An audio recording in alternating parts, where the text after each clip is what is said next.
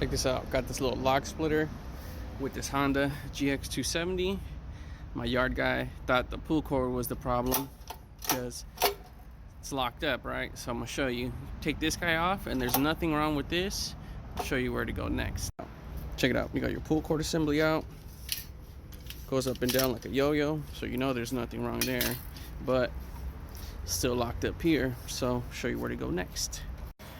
So you take your spark plug boot out, get your socket in. We're gonna take out this spark plug. Check it out. Spark plug looks like shit. So right now, I'm gonna pull this fucking rope. Should have a bunch of fucking oil coming out of that hole. There it goes. That's oil or gas.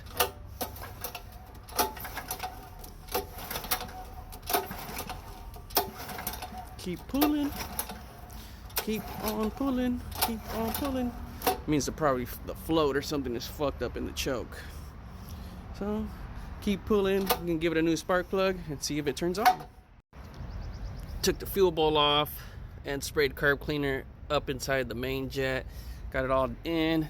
Pull the cord. Don't see any more fuel.